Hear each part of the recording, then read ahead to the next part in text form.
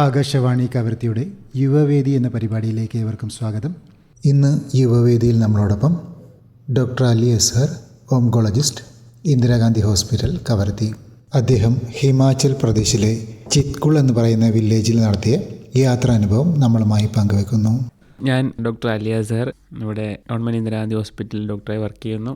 നമ്മുടെ ദ്വീപുകാരുടെ ജീവിതവുമായിട്ട് വളരെയധികം ബന്ധമുള്ള, ജനനം തൊട്ട് തന്നെ യാത്രയുമായി ബന്ധപ്പെട്ട് ജീവിക്കുന്നവരാണ് നമ്മളെല്ലാവരും. ദ്വീപുകാരെ സംബന്ധിച്ചിടത്തോളം കരയിലും കടലിലും എല്ലാ മോഡ് ഓഫ് ട്രാൻസ്പോർട്ടും നമ്മൾ ഉപയോഗിച്ച് കഴിഞ്ഞിട്ടുണ്ട്. കപ്പൽ, ഹെലികോപ്റ്റർ, ട്രെയിന്, ബസ്, കാർ, എല്ലാ തരത്തിലുള്ള ട്രാൻസ്പോർട്ടേഷൻ മൊഡാലിറ്റി നമ്മൾ ഉപയോഗിക്കാറുണ്ട്. ഈ അവസരത്തിൽ ചിത്കുൾ എന്ന് പറയുന്ന ഹിമാചൽ പ്രദേശിലെ ഇൻഡോ ടിബറ്റൻ ബോർഡറിലുള്ള ലാസ്റ്റ് വില്ലേജ് ഓഫ് ഇന്ത്യ എന്നറിയപ്പെടുന്ന ചിത്കുൾ. ആ ചിത്കുൾ എന്ന് പറയുന്നത് 800 ആൾക്കാർ മാത്രമുള്ള പോപ്പുലേഷനുള്ള ചെറിയൊരു വില്ലേജാണ്, വളരെ ചെറിയൊരു വില്ലേജാണ്. അവിടെ പോയ ഒരു ചെറിയൊരു യാത്ര വരണം, ഒരു 5 days ട്രിപ്പാണ്. ഇത് പ്ലാൻ ചെയ്യുന്നത് ഞങ്ങൾ MD കഴിഞ്ഞ സമയത്ത്, എക്സാമൊക്കെ കഴിഞ്ഞ് നിൽക്കുന്ന സമയത്ത് എനിക്ക് ഏതായാലും ഹിമാലയത്തിൽ ഒന്ന് പോകണം എന്നുള്ള ഒരു ഇതുണ്ടായിരുന്നു. അപ്പോൾ ഹിമാചലിലുള്ള എൻ്റെ 2 സുഹൃത്തുക്കളാണ് ഇതെനിക്ക് പ്ലാൻ ചെയ്ത് തരുന്നത്. അവർ തന്നെയാണ് എല്ലാം പ്ലാൻ ചെയ്യുന്നത്. അങ്ങനെ ആ സമയത്ത് കോവിഡ് ഫസ്റ്റ് വേവ് വന്ന സമയത്ത് ലോക്ക്ഡൗൺ ആണ്. ഹിമാചൽ പ്രദേശിൻ്റെ ടൂറിസം ഡിപ്പാർട്ട്മെൻറ്റ് ഇടയ്ക്കിടയ്ക്ക് ലോക്ക്ഡൗൺ കൊണ്ടുവരും, ഇടയ്ക്കിടയ്ക്ക് റെസ്ട്രിക്ഷൻസ് കൊണ്ടുവരും. അങ്ങനെയൊക്കെയുള്ള സമയത്ത് അത്യാവശ്യം കൺട്രോളായ സമയത്ത് അവരെല്ലാം ടൂറിസം എല്ലാം തുറന്നു. അങ്ങനെ ഉടനെ ഞാൻ എന്ത് ചെയ്യുന്നു, ഗുജറാത്തിൽ അഹമ്മദാബാദിൽ നിന്ന് ഞാൻ നേരെ ചണ്ഡീഗഡിലോട്ട് പോകുന്നു. ചണ്ഡീഗഡിൽ നിന്ന് അവിടെ നിന്ന് പിന്നെയും 2 മണിക്കൂർ യാത്ര ചെയ്യുമ്പോൾ കൽക്കാർ ഷിംല റൂട്ട് പോകുന്ന കൽക്കാർ റെയിൽവേ സ്റ്റേഷൻ ഉണ്ട്. അവിടെ പോയാൽ അവിടെ ടോയ് ട്രെയിൻ കിട്ടും. ടോയ് ട്രെയിൻ എന്ന് പറയുമ്പോൾ നമുക്കറിയാം, ഈ വളരെ നാരോ ആയിട്ട് വളരെ നീർന്ന ട്രെയിൻ, സാധാ ട്രെയിനല്ല, 2 വശവും തുറന്ന് കിടക്കുന്ന വലിയ വാതിലുകളൊക്കെയുള്ള ഗ്ലാസ് ഒക്കെ ഇട്ട് അങ്ങനെ ടോയ് ട്രെയിനാണ്. കൽക്ക ടു ഷിംല റൂട്ടാണ് ഇവർ ഓടുന്നത്. അപ്പോൾ അവിടെ ടോയ് ട്രെയിൻ ഉണ്ട്. പിന്നെ വിസ്റ്റാഡോമിലെ ട്രെയിനും അവർ സ്റ്റാർട്ട് ചെയ്തിരുന്നു. പക്ഷേ ആ സമയത്ത് വിസ്റ്റാഡോം എന്ന് പറയുമ്പോൾ മുകളിൽ ഗ്ലാസ് ഉള്ള ട്രെയിനാണ്. അപ്പോൾ നമുക്ക് ഈ നല്ല വ്യൂ കിട്ടും. ഹിമാലയത്തിൻ്റെയും സ്നോഫോളിലൊക്കെ സമയത്ത് നല്ല അടിപൊളി വ്യൂ ആയിരിക്കും. ആ സമയത്ത് വിസ്റ്റാഡോമിലെ ട്രെയിനില്ല, അതുകൊണ്ട് ടോയ് ട്രെയിനിലാണ് പോയിട്ട് പോകുന്ന വഴിയിലെല്ലാം നല്ല അടിപൊളി വ്യൂ ആയിരുന്നു. റെയിൽവേ സ്റ്റേഷൻ എന്ന് പറയുമ്പോൾ ചെറിയ ഒരു എന്താ പറയുക, ഹിമാചലിൻ്റെ തന്നെ ഒരു ആർട്ട്ഫുൾ ആയിട്ടുള്ള കുറേ റെയിൽവേ സ്റ്റേഷനൊക്കെ ഉണ്ട്. അവരുടെ രീതിയിൽ തന്നെ ഉണ്ടാക്കിയ കുറേ ലോക്കൽ ഹാൻഡിക്രാഫ്റ്റ് ഒക്കെ വെച്ച് ഉണ്ടാക്കിയ കുറേ റെയിൽവേ സ്റ്റേഷനൊക്കെ ഉണ്ടായിരുന്നു. പിന്നെ അങ്ങനെ പോയി ഞാൻ അവസാനം ഷിംല റെയിൽവേ സ്റ്റേഷൻ ഇറങ്ങി. ആ സമയത്ത് മഞ്ഞ് കുറവായിരുന്നു. ഷിംല റെയിൽവേ സ്റ്റേഷൻ ഇറങ്ങിയാൽ ഷിംലയുടെ മുകളിലാണ് ഞാൻ റൂം ബുക്ക് ചെയ്തിരുന്നത്, മുകളിൽ. അപ്പോൾ ക്ലിഫിൻ്റെ അടുത്ത്, ക്ലിഫ് എന്ന് പറയുന്ന സ്ഥലത്ത് ആണ് ബുക്ക് ചെയ്തിരുന്നത്. അപ്പോൾ അവിടെ നിന്ന് നടക്കണം. അങ്ങനെ ഒരു 4 കിലോമീറ്ററോളം നടന്നാണ് റൂമിലെത്തുന്നത്. കാരണം വണ്ടി അങ്ങോട്ട് ഓടാറില്ല. രാത്രിയാണ് അവിടെ എത്തുന്നത്. അവിടെ നമ്മുടെ ഇന്ത്യൻ പതാക, 3 മീറ്ററിനൊക്കെ നീളമുള്ള ഇന്ത്യൻ പതാക എപ്പോഴും പാറിപ്പറക്കുന്നുണ്ട്. പണ്ട് എന്നോട് എൻ്റെ ഹിമാചലിലെ സുഹൃത്തുക്കൾ പറഞ്ഞു, dogs and Indians are not allowed എന്ന് പറഞ്ഞ് എഴുതി വെച്ചിരുന്നു അവിടെ ആ സ്ഥലത്ത്. ഇന്ന് അവിടെ ഇന്ത്യയുടെ, ഭാരത മാതാവിൻ്റെ പതാക ഇന്ന് പാറിപ്പറക്കുന്നു. ശ്രീമതി ഇന്ദിരാഗാന്ധിയുടെ പ്രതിമ അവിടെ ഉണ്ട്. ഇന്ദിരാഗാന്ധി മെഡിക്കൽ കോളേജ് ഉണ്ട് അവിടെ. അന്ന് ഒരു കാലത്ത് ഇന്ത്യക്കാർക്ക് തീരെ അതൊരു ഹൈപ്പോഷ് ഏരിയ ആയിരുന്നു. ബ്രിട്ടീഷുകാരുടെയും പല മുതലാളിത്ത വർഗ്ഗങ്ങളുടെയും ഒക്കെ ഒരു സ്വർഗമായിരുന്നു അത്. ഇപ്പോൾ അതൊക്കെ മാറി ഇന്ത്യക്കാർക്ക് എല്ലാവർക്കും ആക്സസ് ആയിട്ടുള്ള ഒരു സ്ഥലമായ ഷിംല ഇവിടെ ആ ക്ലിഫ് ഏരിയ എന്ന് മാറിയിരിക്കുകയാണ്. അപ്പോൾ അവിടെ പോയി ഒരു ദിവസം അവിടെ തങ്ങി. അതുപോലെ തന്നെ ഒരു കഫേ ഷിംല ടൈംസ് ഉണ്ട്, അതെൻ്റെ മാഡം പറഞ്ഞാണ്. അവിടെ പോയതായാലും ഒന്ന് വിസിറ്റ് ചെയ്യണം. അവിടെ പോയി മീൻസ് എന്തായാലും ഭക്ഷണം കഴിക്കണം. കഫേ ഷിംല ടൈംസ് എന്ന് പറയുമ്പോഴത്തേക്കും ഒരു ഏറ്റവും മുകളിലുള്ള ഒരു കഫേയാണ്, ഹോട്ടലാണ്. അവിടെ ഇരുന്ന് നിൽക്കുമ്പോഴത്തേക്കും നല്ല ഫുൾ ഷിംല നമുക്ക് കാണാൻ പറ്റും. നൈറ്റ് ആകുമ്പോൾ ഫുൾ ഒരു നല്ല അടിപൊളി ലൈറ്റ്, സ്റ്റാർസ് ഒക്കെ കാണാൻ പറ്റും. നല്ലൊരു വ്യൂ ആണ്, ബ്യൂട്ടിഫുൾ കഫേ ഷിംല ടൈംസ്. അവിടെ ഭക്ഷണം കഴിച്ചു. പിറ്റേന്ന് എനിക്ക് പോകേണ്ടത് ചിത്കുളിലേക്ക് പോകണം. ചിത്കുളിലേക്ക് ഡയറക്റ്റ് ബസ്സില്ല ഹിമാചൽ പ്രദേശ് HRCT. കാരണം നമ്മൾ സോളോ ട്രാവലാണോ, ഒറ്റക്കാണ്. ഒറ്റക്കുള്ള യാത്ര എന്ന് പറയുന്നത് വളരെ വളരെ സുന്ദരം. ആരെയും നമുക്ക് വെയിറ്റ് ചെയ്യണ്ടല്ലോ. കാരണം ഇപ്പോൾ ഒരു ഗ്രൂപ്പ് പോയാൽ ചിലർക്ക് റെഡിയാകാൻ സമയം എടുക്കും, മറ്റുള്ളവർക്ക് ചെയ്യാൻ സമയം എടുക്കില്ല, മടിയന്മാരുണ്ടാവും. അപ്പോൾ സോളോ ആകുമ്പോഴത്തേക്കും ഒരു ബാക്ക് പാക്ക് ആയിട്ടാണ് ഞാൻ പോകുന്നത്. ഓൺലി ബാക്ക് പാക്ക്, വേറെ ഒന്നുമില്ല കയ്യിൽ.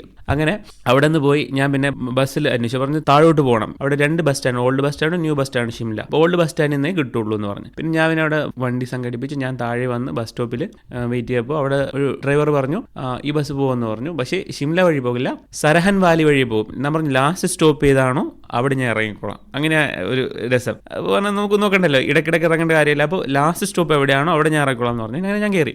അങ്ങനെ പോയി യാത്ര ചെയ്ത്, അതായത് മലയുടെ ചുറ്റുമാണ് റോഡുകൾ ഉണ്ടാക്കിയിരിക്കുന്നത്. വലിയ വലിയ ഹിമാലയ സാധനങ്ങളെ മലകളുടെ അതിൻ്റെ സൈഡിൽ കൂടിയാണ് റോഡ് ഉണ്ടാക്കിയിരിക്കുന്നത്. ഭയങ്കര ചങ്കുത്തായ ചെരിവുകളാണ്. അപ്പോൾ ഒന്ന് തെന്നിപ്പോയാൽ അപ്പോൾ വീഴും. അങ്ങനത്തെ ഭയങ്കര റിസ്കി ഏരിയ ആണ്. പക്ഷേ അവരുടെ ഡ്രൈവർമാർ നല്ല എക്സ്പെർട്ടാണ്. ഹിമാചലി കുറേ പാട്ടൊക്കെ ഇട്ട് നല്ല സ്പീഡിൽ ഇങ്ങനെ അടിച്ച് മിഞ്ചി മലഞ്ചേരിയിലൂടെ ഇങ്ങനെ പോവാണ്. ഉച്ചയ്ക്ക് ശേഷം യാത്ര തുടങ്ങിയത്. രാത്രി 12 മണി സമയത്താണ് ഞാൻ സരഹൻ വാലിയിലെത്തുന്നത്. പിന്നെ ഹിമാലയത്തിൻ്റെ ഈ നദി ഉണ്ടല്ലോ, ആ നദിയിൽ പല സ്ഥലത്തും ഹൈ വോൾട്ടേജ് പവർ സ്റ്റേഷൻസ് ഉണ്ട്. ഈ നദിയിൽ നിന്നും ഇതുണ്ടാക്കുന്ന പവർ സ്റ്റേഷൻസ് എല്ലാം ഉണ്ടാക്കി വെച്ചിട്ട് ഹിമാചൽ ഗവൺമെൻറ് അങ്ങനത്തെ കുറേ പവർ സ്റ്റേഷൻസ് ഉണ്ട്. അല്ലാതെ ഈ മലഞ്ചേരിയിലൊന്നും അങ്ങനെ സ്ട്രീറ്റ് ലൈറ്റ് ആയിട്ടും ഒന്നുമില്ല. ഭക്ഷണങ്ങളൊന്നും അത്ര ഭക്ഷണത്തിൻ്റെ ആവശ്യമൊന്നുമില്ല, കാരണം നല്ല തണുപ്പാണ്. ഭക്ഷണമൊന്നും അത്ര വിശപ്പ് ഉണ്ടാവാറില്ല അവിടെ. അത്യാവശ്യം ഫ്രൂട്ട്സൊക്കെ കയ്യിൽ കരുതിയിരുന്നു. പിന്നെ അങ്ങനെ നമ്മൾ യാത്ര ചെയ്ത് പോയി. സരഹൻ വാലി എന്ന് പറയുമ്പോഴത്തേക്കും അതൊരു ബ്യൂട്ടിഫുൾ സ്പിരിച്വൽ വാലിയാണ്. ഞാൻ പ്രതീക്ഷിക്കാതെ എത്തിയതാണ് അവിടെ. സരഹൻ വാലി എന്ന് പറയുമ്പോഴത്തേക്കും നല്ല സ്പിരിച്വൽ. അവിടെ ഒരു ക്ഷേത്രമുണ്ട്. അതിൻ്റെ ഒരു 4-5 നിലകളുള്ള ക്ഷേത്രമാണ്. അതിൻ്റെ ഏറ്റവും മുകളിലാണ് അതിൻ്റെ പ്രതിഷ്ഠയൊക്കെ ഉള്ളത്. ആൾക്കാരൊക്കെ ഭയങ്കര നല്ല ഫ്രണ്ട്ലിയായിട്ടുള്ള ആൾക്കാരാണ്. ഗുജറാത്തിലൊക്കെ പോകുമ്പോൾ നമ്മുടെ പേരിൻ്റെ കൂടെ ബായ് അല്ലെങ്കിൽ ബെഹൻ എന്ന് ഇതാക്കില്ല. ഇപ്പോൾ അലി ബായ് എന്ന് പറഞ്ഞ അഭിസംബോധന ചെയ്യുള്ളൂ. പക്ഷേ ഹിമാചലിലോട്ട് പോകുമ്പോഴത്തേക്ക് എന്ത് ചെയ്യുന്നു, ബയ്യ ജി എന്നാവുന്നത്. ഒരു ജി കൂട്ടി ഒരു ബഹുമാനത്തോടു കൂടി നമ്മൾ സംസാരിക്കും. അപ്പോൾ നമ്മൾ എന്തെങ്കിലും വഴി ചോദിക്കുമ്പോഴൊക്കെ അവർ ആ ബയ്യാജി എന്ന് പറയും. അങ്ങനെ ഞാൻ ഒരു 12 മണി സമയമായപ്പോഴത്തേക്കും സരഹൻ വാലിയിലെത്തി. ഫുൾ ഇരുട്ടാണ്, കാരണം എല്ലാവരും ഉറങ്ങിക്കഴിഞ്ഞല്ലോ. ഹോട്ടൽ എവിടെ നിന്ന് കിട്ടും, ഒരു ഹോട്ടൽ അറിയില്ല, ഒന്നും പ്ലാൻഡ് അല്ല. ഷിംല വരെ പ്ലാൻഡ് ആണ്, അതിനുശേഷം ഒന്നും പ്ലാൻഡ് അല്ല, അൺഷെഡ്യൂൾഡ് ആണ്. അങ്ങനെ അവിടെ പോയി എത്തിയിട്ട് ഞാൻ പിന്നെ നോക്കുമ്പോഴത്തേക്കും എവിടെയും ലൈറ്റ് ഇല്ല. എല്ലാവരും ഉറങ്ങിയെന്ന് തോന്നുന്നു, വീട്ടുകാരൊക്കെ അവിടേക്ക് ഉറങ്ങിയത്. ഒരു സ്ഥലത്ത് മാത്രം ലൈറ്റ് കണ്ടു. ഞാൻ പോകുമ്പോഴത്തേക്കും ഹിമാചൽ പ്രദേശ് ടൂറിസം ഡെവലപ്മെൻറ്റ് ഡിപ്പാർട്ട്മെൻറ്റിൻ്റെ ഒരു ചെറിയ ഹോട്ടലാണ്. ചെറിയ ഹോട്ടൽ എന്ന് പറയുമ്പോഴത്തേക്കും VIP എന്താ പറയുക, നമ്മുടെ അക്ഷയ് കുമാർ അടക്കം വരുന്ന സ്ഥലമാണത്. ഞാൻ പോയി കയറിയപ്പോഴത്തേക്കും അവിടെ ഒരാൾ ഇരിക്കുന്നുണ്ട്, കരൺ എന്ന് പറഞ്ഞിട്ട്. അതായത് ഹിമാചലിനെ സോളൻ എന്ന പ്രദേശത്ത് വരുന്ന കരൺ ബായിയാണ്. അപ്പോൾ ചോദിച്ചു സോളോ ട്രാവലറാണ് പറഞ്ഞാൽ. അയാൾ പറഞ്ഞു, എനിക്ക് തോന്നിയാണ് നിങ്ങളുടെ വരവ് കണ്ടപ്പോൾ തന്നെ ഒരു ഭയങ്കര പോസിറ്റീവ് വൈബ് കിട്ടി, നിങ്ങൾക്ക് ഭയങ്കര സല്യൂട്ടുണ്ട്. ഈ കരൺ എന്ന് പറയുന്ന ആൾ ആക്ച്വലി അക്ഷയ് കുമാറിൻ്റെ സ്റ്റണ്ട് മാസ്റ്ററുമായിട്ട് വന്നതാണ്. മൂപ്പര് ടൂറിസം നടത്തുന്ന ആളാണ്. നമ്മുടെ നടൻ അക്ഷയ് കുമാറിൻ്റെ സ്റ്റണ്ട് മാസ്റ്ററായിട്ട് ഇങ്ങനെ ടൂർ അടിക്കാൻ വന്നതാണ്. അങ്ങനെ മൂപ്പരോട് സംസാരിച്ചു. അദ്ദേഹമായിട്ട് ഭയങ്കര ഫ്രണ്ട്സായി, ഇപ്പോഴും കോൺടാക്ട്സ് ഒക്കെ ഉണ്ട്. മൂപ്പര് കുറേ ട്രാവൽ ചെയ്യുന്നതും ടൂറിസം നടത്തുന്ന ആളാണ്. അങ്ങനെ കുറേ ആളുകളെ പരിചയപ്പെട്ടു. ഒരുമിച്ചിരുന്ന് ഭക്ഷണം കഴിച്ചു. രാജ്മ ചാവൽ നമ്മൾ ഭക്ഷണം കഴിച്ചു ഒരുമിച്ചിരുന്ന്. പിറ്റേന്ന് രാവിലെ നല്ല തണുപ്പുണ്ടായിരുന്നു, ഒരു 5 ഡിഗ്രി എന്തോ തണുപ്പുണ്ടായിരുന്ന ആ സമയത്ത് സരഹൻ വാലിയിൽ. രാവിലെ എഴുന്നേറ്റ് പിന്നെ ഒന്ന് കറങ്ങാൻ പോയി. അവിടെ ഒരു പക്ഷി സങ്കേതമൊക്കെ ഉണ്ട്. സമയം കോവിഡ് ആയതുകൊണ്ട് എല്ലാം ക്ലോസ്ഡ് ആയതുകൊണ്ട് അകത്ത് കയറി ഒന്നും കാണാൻ പറ്റിയില്ല. പിന്നെ ഈ ക്ഷേത്രം ഞാൻ കാണാൻ പോയ വലിയ പ്രതീക്ഷയുള്ള ക്ഷേത്രമാണ്, എല്ലാവരും വന്ന് നോക്കുന്ന ക്ഷേത്രമാണ്. അങ്ങനെ മുസ്ലിം എന്ന് പറഞ്ഞ റെസ്ട്രിക്ഷൻസ് ഒന്നുമില്ല, അങ്ങനെ ഒന്നും ചെയ്തില്ല. പക്ഷേ അവിടുത്തെ പ്രശ്നം വെച്ചാൽ അവിടെ നിൽക്കുമ്പോഴത്തേക്കും ശ്രീകണ്ഠ് പർവ്വതം കാണും. എന്ന് പറയുമ്പോൾ മഹാശിവന്റെ ബന്ധമുള്ള ശ്രീകണ്ഠ് പർവ്വതം കാണാൻ പറ്റും. അതുകൊണ്ടാണ് സ്പിരിച്വൽ വാലി ആയിട്ട് മാറുന്നത്. വളരെ പീസ്ഫുൾ ആയിട്ടുള്ള ഒരു വാലിയാണ് സരഹൻ വാലി. പിന്നെ അവിടെ നിന്ന് അവർ പറഞ്ഞു രാവിലെ 9:30 ബസ് വരും, അവിടെ നിന്ന് നമുക്ക് ചിത്കുളിലേക്ക് പോവാം. അങ്ങനെ രാവിലെ 9:30 ബസ് വന്നു. ഹിമാചൽ പ്രദേശിൽ ഞാൻ ഒരാളായിരുന്നു ആ ബസ്സിൽ യാത്ര. കോവിഡ് ആണല്ലോ, ആരുമില്ല. അങ്ങനെ ആ ബസ്സിൽ ഒറ്റയ്ക്ക് നമ്മൾ യാത്ര ചെയ്യാണ്. പിന്നെ ചില വഴിക്ക് വെച്ച് പോലീസ്, നമ്മുടെ എന്താ പറയുക ITBP പോലീസ് ഫോഴ്സ് ഉണ്ട്, ബോർഡർ ഫോഴ്സ്, അവർ ഇൻഡോ ടിബറ്റൻ ബോർഡർ പോലീസൊക്കെ അവർ കയറും. പിന്നെ നമ്മൾ പോയിട്ട് രാംപൂർ എന്ന് പറഞ്ഞ സ്ഥലത്തെത്തി. അതാണ് മെയിൻ സിറ്റി. അടുത്ത സിറ്റി രാംപൂറാണ്. അവിടെ നിന്ന് പിന്നെ അടുത്ത ഇതിലോട്ട് പോവുകയാണ്. റെക്കോങ് പിയോ ആണ് പിന്നെ അടുത്ത സ്റ്റേഷൻ. റെക്കോങ് പിയോ എന്ന് പറയുന്നത് ഒരു ഹിൽ ടോപ്പാണ്. റെക്കോങ് പിയോയിലേക്ക് പോകുന്ന വഴിയാണ് നല്ല ബ്യൂട്ടിഫുൾ. അതായത് ഹിമവാന്റെ ഒരു മജസ്റ്റിക് ബ്യൂട്ടി എന്ന് പറയുന്നത്, ഒരു ഗാംഭീര്യം, ഹിമാലയത്തിൻ്റെ ഗാംഭീര്യമൊക്കെ കാണുന്നത് അപ്പോഴാണ്. ഇങ്ങനെ ഒരു മഞ്ഞുമൂടി ഇങ്ങനെ നിൽക്കുകയാണ് ഹിമവാൻ. ഒരു വലിയ വെറുതെ അല്ല പലരും അതിനെ ഹിമവാനൊക്കെ ഒരു ഭഗവാൻ എന്ന് പറഞ്ഞിട്ട് ആരാധിച്ചു പോകുന്നത്. അത്രയ്ക്കും ഒരു ഗാംഭീര്യത്തോടു കൂടി ഇങ്ങനെ മഞ്ഞുമൂടി ഇങ്ങനെ കിടക്കുകയാണ്. ഭയങ്കര ബ്യൂട്ടിഫുൾ ആയിട്ട് അത് കാണുമ്പോൾ നമുക്ക് വാക്കുകൾ കൊണ്ട് വിവരിക്കാൻ പറ്റാത്ത അത്രത്തോളം ഒരു ഗാംഭീര്യം ഹിമവാനുണ്ട്. ഹിമാലയത്തിന് ഇങ്ങനെ കിടക്കുകയാണ്. റെക്കോങ് പിയോ എന്ന് പോകുമ്പോൾ കാണാം. റെക്കോങ് പിയോയിൽ ഇറങ്ങിയിട്ട് അവിടെ നിന്ന് ഞാൻ കുറച്ച് ആപ്പിൾ വാങ്ങി. കാരണം വിശക്കാതിരിക്കാൻ വേണ്ടി ആപ്പിൾ വാങ്ങി. 20 രൂപയാണ് കിലോയ്ക്ക്. ഓക്കെ, അതായത് ഇന്ത്യയിൽ തന്നെ ഏറ്റവും നല്ല ആപ്പിൾ എന്ന് പറഞ്ഞാൽ ഇതെല്ലാം കിന്നോർ ഡിസ്ട്രിക്റ്റിൻ്റെ ഭാഗമാണ്. ഹിമാചൽ കിന്നോർ ഡിസ്ട്രിക്റ്റിൻ്റെ ഭാഗമായിട്ട് വരും. അപ്പോൾ ഏറ്റവും നല്ല ആപ്പിൾ വരുന്നത് കിന്നോർ ഡിസ്ട്രിക്റ്റിൽ നിന്നാണ്. അവിടെ 1 കിലോയ്ക്ക് 20 രൂപയാണ്. ഒരു പെട്ടിക്ക് 600 രൂപയാണ്. ഒരു പെട്ടി എന്ന് പറയുമ്പോഴത്തേക്ക് 10-20 കിലോ ഉണ്ടെന്ന് തോന്നുന്നു. അല്ല 600 രൂപയാണ് പെട്ടിക്ക്. അങ്ങനെ ഒരുപാട് പേര് കൊണ്ടുപോകുന്നുണ്ട്. ഞാൻ കുറച്ച് ആപ്പിൾ വാങ്ങി. ആപ്പിൾ തോട്ടത്തിൽ പോയി കുറച്ച് ആപ്പിളൊക്കെ ടേസ്റ്റ് ചെയ്ത് നോക്കി. പിന്നെ അതൊക്കെ ഭക്ഷണം കഴിച്ചിട്ട്, ആപ്പിളാണല്ലോ പിന്നെ ഭക്ഷണം, വിശക്കുമ്പോഴൊക്കെ ആപ്പിൾ എടുത്ത് കഴിക്കും. എന്നിട്ട് ഫുൾ നൈറ്റ് ജേണിയാണ്. ഇനിയിപ്പോൾ ചിത്കുൾ എത്തുമ്പോഴത്തേക്കും ഒരു സമയമാവും. പിന്നെ അവിടെ നിന്ന് ഇറങ്ങി വീണ്ടും മലഞ്ചെരിവിൽ കൂടെ ചിത്കുളിലേക്ക് യാത്ര എന്ന് പറയുന്നത് വളരെ ഡേഞ്ചറായ യാത്രയാണ്. കാരണം ഫുൾ ഈ ഹിമാലയത്തിൻ്റെ തന്നെ ഭാഗമായിട്ടുള്ള പാറക്കെട്ടുകളാണിത്. കാരണം ഇപ്പോൾ അവർ പുതിയ പുതിയ റൂട്ടുകൾ ഉണ്ടാക്കിക്കൊണ്ടിരിക്കുന്നു, പുതിയ റോഡുകൾ വന്നുകൊണ്ടിരിക്കുന്നു. അതുകൊണ്ട് തന്നെ കൺസ്ട്രക്ഷൻ വഴികളൊക്കെ നടക്കുന്നുണ്ട്. അതുകൊണ്ട് തന്നെ വളരെ റിസ്ക് ആയിട്ടുള്ള ഒരു യാത്രയാണ് ഈ ചിത്കുളിലേക്കുള്ള യാത്ര. പിന്നെ ചിത്കുൾ പോകുന്ന വഴിയാണ് സാംഗ്ല വാലി എന്ന് പറയുന്നത്. സാംഗ്ല വാലി എന്ന് പറഞ്ഞാൽ one of the most beautiful valleys in India എന്നാണ്. ഇന്ത്യയിലെ തന്നെ ഏറ്റവും സുന്ദരമായൊരു വാലിയാണ് സാംഗ്ല. അപ്പോൾ സാംഗ്ല വഴിയാണ് നമ്മൾ പോയിരുന്നത്. സാംഗ്ലയിൽ കൂടി പോയി ചിത്കുൾ എത്തിയപ്പോഴത്തേക്കും രാത്രി ഒരു 10-12 മണി സമയം. ചിത്കുൾ ഒരു ഓവർനൈറ്റ് ജേണി ഉണ്ട്, ആരുമില്ല, എല്ലാം ബന്ദാണ്. പക്ഷേ അവിടെയും BSNL നെറ്റ് ഉണ്ട്. BSNL നെറ്റ് ഉള്ളത് കൊണ്ട് മാത്രം റൂം എവിടെയാന്ന് ഞാൻ നോക്കുമ്പോഴത്തേക്കും ഒരു ലോഡ്ജ്, അത് ബാക്ക് പാക്കേഴ്സിന് മാത്രമുള്ള ലോഡ്ജാണ്. അത് ഒരു ഹോസ്റ്റൽ സ്റ്റൈലാണ്. ഒരു റൂമിൽ 4 ബെഡുള്ള ഇത് ഡബിൾ ഡെക്ക് ബെഡുള്ള ഒരു ഹോസ്റ്റലാണ്. സോസ്റ്റൽ എന്നാണ് അതിൻ്റെ പേര്. ZO എന്ന് പറഞ്ഞാൽ സോസ്റ്റൽ എന്നാണ് അതിൻ്റെ പേര്. ഞാൻ പോയി, ഇപ്പോൾ ആരുമില്ല, മീൻസ് ചെറിയ വില്ലേജാണ്, ഇപ്പോൾ ടൂറിസ്റ്റ് പോലും ഇല്ല, ടൂറിസ്റ്റ് ആരുമില്ല ആ സമയത്ത്. അങ്ങനെ ഞാൻ പോയി ഗൂഗിൾ മാപ്പ് ഇട്ട് നടക്കാനുള്ള ദൂരമേ ഉള്ളൂ. നടക്കുന്നു പോയി അവിടെ ഞാൻ മുട്ടിയപ്പോഴത്തേക്കും ഞാൻ പറഞ്ഞു, ഭയ്യ റൂമുണ്ടോ? ഉണ്ട്. ഫുഡ് കിട്ടും. ഞാൻ പറഞ്ഞു പൈസ ഇല്ല. പൈസ തീർന്നപ്പോഴത്തേക്കും കാശില്ല. കാരണം ലാസ്റ്റ് ഞാൻ റിക്കോങ് പിയോയിൽ നിന്ന് ഫുഡ് വാങ്ങി കഴിച്ചപ്പോഴത്തേക്കും പൈസ തീർന്നു. പിന്നെ അവിടെ ഒന്നും ATM ഒന്നും ഇല്ലല്ലോ. ഞാൻ പറഞ്ഞു എൻ്റെ പൈസ കുഴപ്പമില്ല, ഗൂഗിൾ പേയോ PTM എന്തെങ്കിലും ചെയ്താൽ മതി എന്ന് പറഞ്ഞു. അങ്ങനെ ഞാൻ പിന്നെ അമൗണ്ട് 600 രൂപയാണ് ഒരു ഇത്. ആരുമില്ല, ഒരു സിംഗിളായിട്ട് താമസിക്കുക. തണുപ്പെന്ന് പറയുമ്പോഴത്തേക്കും രാത്രി ആകുമ്പോഴത്തേക്കും എനിക്കറിയില്ല, മൈനസായ കാര്യം എനിക്കറിയില്ല. ഞാൻ വിചാരിച്ചില്ല 5 ഡിഗ്രിയോ 2 ഡിഗ്രിയോ ഒക്കെ തണുപ്പുണ്ടാവുന്ന ഞാൻ കരുതി. പക്ഷേ നല്ല തണുപ്പ് വന്നു. കാരണം എന്നോട് നേരത്തെ ഹിമാചലിൽ ഫ്രണ്ട്സ് പറഞ്ഞു, ചിത്കുൾ പോയാൽ ഇട്ട ഡ്രസ്സൊന്നും ഊരാൻ നിൽക്കണ്ട, അങ്ങനെ തന്നെ കിടന്നുറങ്ങിക്കോ, ഷൂ പോലും ഊരണ്ട, അത്ര തണുപ്പുണ്ടാവും, അവിടെ കിടന്നുറങ്ങിക്കോളാൻ പറഞ്ഞു. അങ്ങനെ ഞാൻ പിന്നെ ഒന്നും ചെയ്തില്ല. ഞാൻ പറഞ്ഞു ഹീറ്റർ ഉണ്ടോ? ഒരു ഹീറ്ററിൻ്റെ ഇത് തന്നു. പിന്നെ അതായത് ഹീറ്റർ എന്ന് പറയുമ്പോൾ നമ്മുടെ റൂം ഹീറ്റർ, ഒരു എഫക്റ്റും ഇല്ല, അത്രയ്ക്കും തണുപ്പായിരുന്നു. റൂം ഹീറ്റർ അതിൻ്റെ മൂട്ട് പോയി കിടന്നാൽ പോലും നമുക്ക് ഒന്നും എഫക്റ്റും കിട്ടുന്നില്ല. പിന്നെ ഞാൻ അങ്ങനെ തന്നെ എൻ്റെ സ്വെറ്ററും അതൊക്കെ ഇട്ട് അങ്ങനെ തന്നെ കിടന്ന് എങ്ങനെയോ ഉറങ്ങി.